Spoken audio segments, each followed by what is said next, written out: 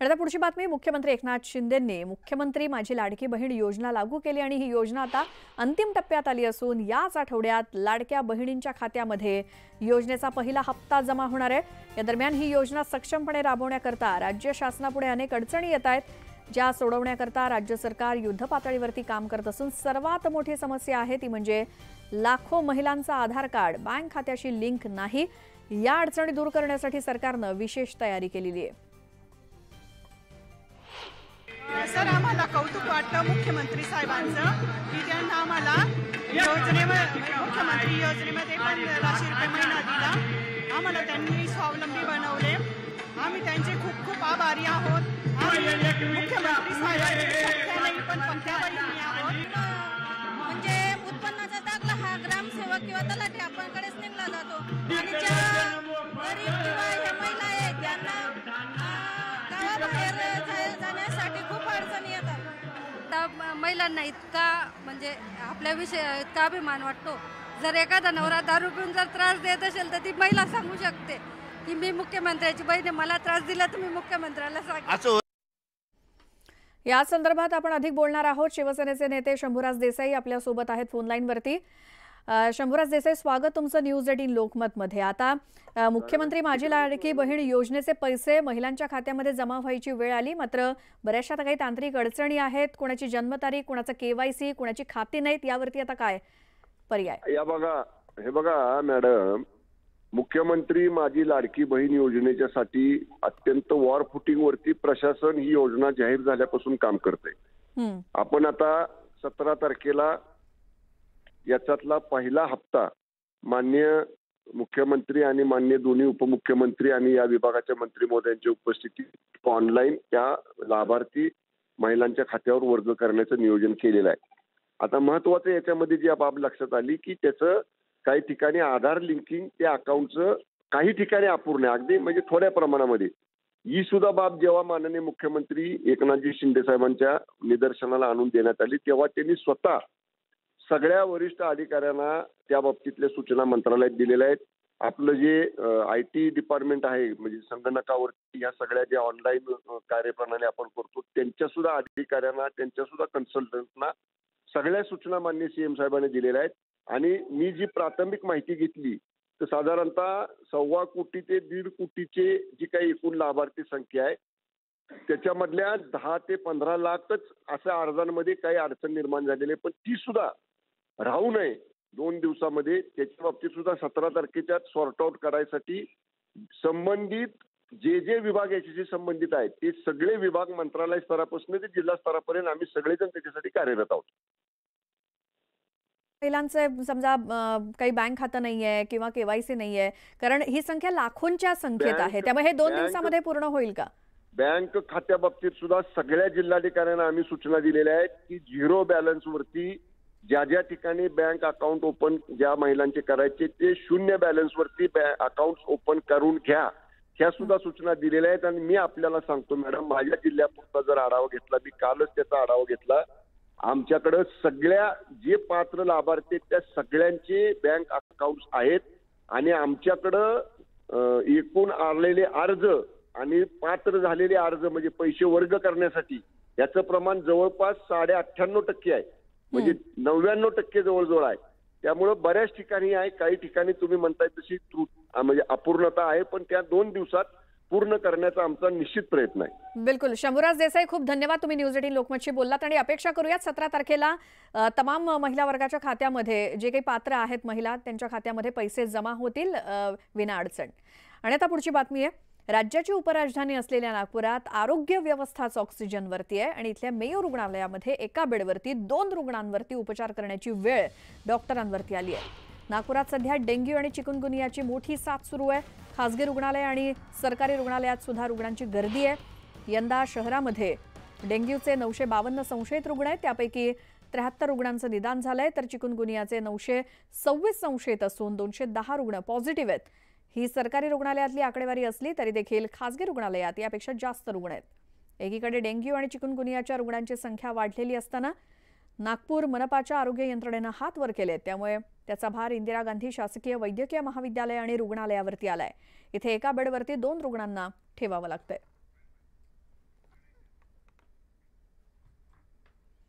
कोलकाता इथे घडलेल्या घटनेच्या निषेधार्थ सलग दुसऱ्या दिवशी निवासी डॉक्टरांनी संप पुकारलेला आहे. राज्यातील सर्व वैद्यकीय महाविद्यालयातील निवासी डॉक्टरांनी संप पुकारला आणि त्यामुळे रुग्णालयाच्या दैनंदिन कामावरती आज देखील विपरीत परिणाम होण्याची शक्यता आहे.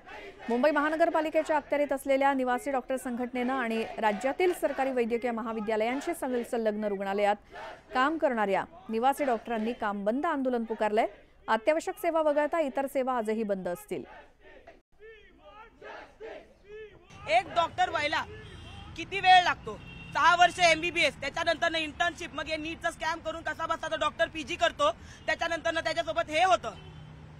किती डॉक्टर, एक डॉक्टर किती लोकांना सर्व करतो? सुपर स्पेशालिस्ट आणि स्पेशालिस्ट डॉक्टरांचे आकडे बोटावर मोजता येईल एवढ्या टक्केवारी आहेत. ते लोक किती लोकांना सर्व करतात?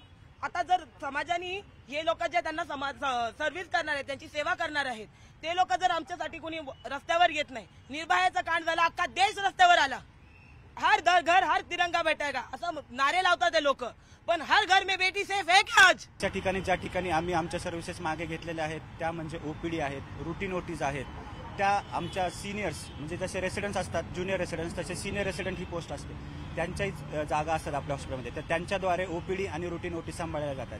त्यानंतर हे टीचिंग इन्स्टिट्यूट आहे. टीचिंग इन्स्टिट्यूटमध्ये लेक्चरर्स असतात, असोसिएट प्रोफेसर, असिस्टंट प्रोफेसर आणि प्रोफेसर्स हे सगळे असतात.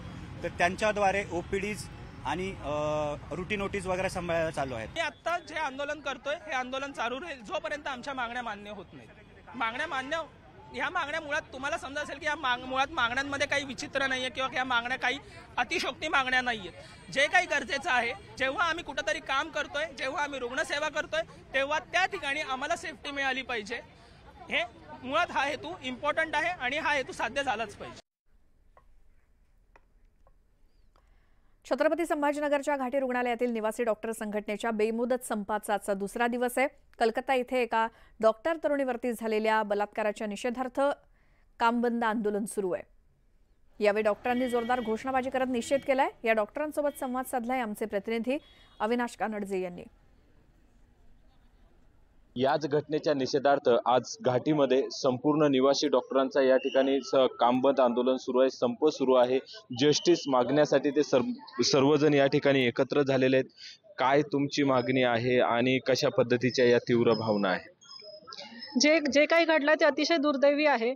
जिथे आम्ही काम करतो, जिथे आम्ही दिवस रात्र काम करतो, जर तेच एन्व्हायरमेंट आमच्यासाठी सेफ नसेल तर आम्हाला काम करण्यात काही इच्छा नाही आहे. आमची ऑल इंडिया लेवलवर आमची ही अपेक्षा आहे की ज्या व्यक्तीने हे केलं आहे त्याच्या अगेन्स्ट कठोर पुरावे गोळा करण्यात यावे, CBI इन्व्हेस्टिगेशन सुरू करण्यात यावी व त्या माणसाला लवकरात लवकर शिक्षा मिळावी. व आमच्या कॉलेजमध्ये म्हणजे बाकी इतर कॉलेजेसमध्ये जिथे सगळे फिमेल डॉक्टर्स काम करत आहेत तिथे कॅमेरा 24 तास कॅमेरा, त्याच्यानंतर फिमेल गार्ड्स, प्रत्येक वॉर्डमध्ये एक फिमेल गार्ड आणि सगळीकडे सगळ्या वॉर्डच्या बाजूला एक फिमेल साईड रूम जी की सेफ असावी. फक्त फिमेल साईड रूम म्हणून लेबल नको आहे, पण ती सेफ असावी ही आमची मागणी आहे. ही लवकरात लवकर पूर्ण करावी व आम्ही जिथे काम करतो तिथे आम्हाला सेफ एन्व्हायरमेंट मिळालं पाहिजे, हीच आमची मागणी आहे. आपण जर बघितलं संपूर्ण निवासी डॉक्टर जे आहेत ते या ठिकाणी एकत्र झालेले आहेत. याचा काही रुग्णसेवेवर देखील परिणाम होतोय का? आपण सर्वजण संपात सामील झालाय, काम बंद आंदोलन जे सुरू आहे, तुम्ही खरं तर जस्टिस मागतायत, कशा पद्धतीचे? तर नक्कीच आमचं जे आंदोलन चालू आहे, आंदोलनाचा आज दुसरा दिवस आहे. आपण जर पाहिलं तर पूर्ण भारतभर आंदोलन चालू आहे आणि नक्कीच याचा रुग्णसेवेवर गंभीर परिणाम होत आहे. कारण की रेसिडेंट डॉक्टर हे असतात, हे इंडियन हेल्थकेअर सिस्टमचे बॅकबोन आहेत आणि जर बॅकबोनच जात असेल तर 100% रुग्णसेवेवर परिणाम होत आहेत. ज्या काही OPDला आता तुम्ही जर जाऊन पाहिलं तर OPDला मोठ्या प्रमाणावर गर्दी आहे, पण OPDला ट्रीट करणारे मेजर हे रेसिडेंट डॉक्टर असतात. पण आज ते नसल्यामुळे जे सिनियर डॉक्टर आहेत त्यांच्यावरही ताण आहे आणि रुग्णसेवेवर एक अडथळा निर्माण झालेला आहे. पर्यंत हा न्याय मागणार आहात? आमचा जो आहे की आमचा बेमुदत संप आहे. जोपर्यंत आमच्या सगळ्या मागण्या पूर्ण होत नाहीत तोपर्यंत आमचा संप हा कायम राहील. तर आपण बघितलं की जोपर्यंत जस्टिस मिळत नाही, जोपर्यंत न्याय मिळत नाही तोपर्यंत संप सुरू राहील. मात्र यांच्या या संपामुळे रुग्णसेवेवर देखील मोठ्या प्रमाणात आपल्याला या ठिकाणी परिणाम झालेला दिसतो. कारण संभाजीनगरच नव्हे तर संपूर्ण मराठवाड्यातून रुग्ण या ठिकाणी येत असतात, त्यांची देखील हेळसांड होताना आपल्याला या ठिकाणी दिसून येते. लवकर तो न्याय मिळावा आणि पुन्हा हे संपूर्ण निवासी डॉक्टर आपल्या कामाला रुजू होतील अशी तरी अपेक्षा ठेवूयात. मात्र जोपर्यंत न्याय मिळत नाही तोपर्यंत आम्ही या ठिकाणी संप चालू ठेवू असा त्यांनी इशारा दिलाय. अविनाश कानडजे, न्यूज 18 लोकमत, छत्रपती संभाजीनगर. तर कोलकातामध्ये सरकारी रुग्णालयामध्ये निवासी डॉक्टरवरती अत्याचार करून तिची हत्या केल्याची घटना घडली, त्यामुळे संपूर्ण देश हादरलाय। संपूर्ण देशभरात या घटनेवरून तीव्र निषेध व्यक्त होतोय। दरम्यान ज्या सेमिनार हॉलमध्ये ही माणुसकीला काळीमा फासणारी घटना घडली त्याचा एक व्हिडिओ समोर आलाय। 9 ऑगस्ट रोजीच्या घटनेनंतर पहिल्यांदाच हा व्हिडिओ न्यूज 18 नेटवर्कच्या हाती लागलाय।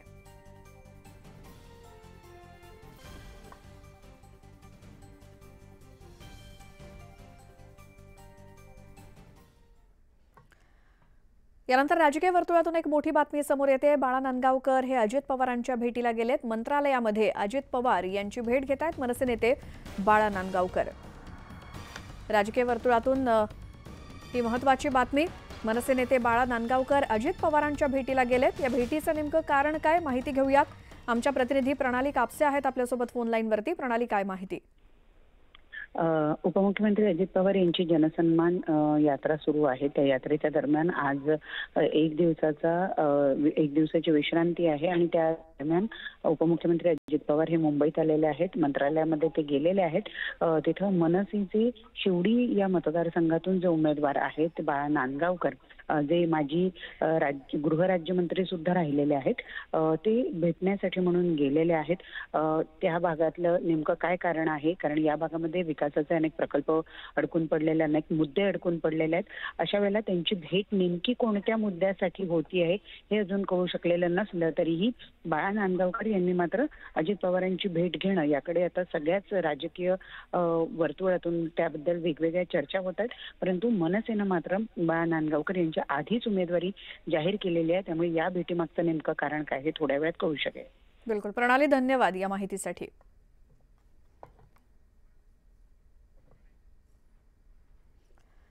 धाराशिवमध्ये खासदार सुप्रिया सुळेंनी महाविकास आघाडीच्या मुख्यमंत्री पदाच्या चेहऱ्यावरून थेट भाष्य करणं टाळलं। तर मुख्यमंत्री कोण हा प्रश्न नसून आम्ही सशक्त कष्टकरी महिलांना न्याय देणारं सरकार आणणार असल्याचं सुप्रिया सुळेंनी स्पष्ट केलं। मराठा आरक्षणाच्या मुद्द्यावरून सुद्धा त्यांनी भाष्य केलं। मराठा समाजाच्या वेदना खूप मोठ्या आहेत, या चर्चेतून मार्ग काढणं गरजेचं असल्याचं त्या म्हणाल्या। दरम्यान आमचं सध्या सरकार नाही, त्यामुळे मी आरक्षणावरती आश्वासन देऊ शकत नाही असं सुप्रिया सुळे म्हणाल्या।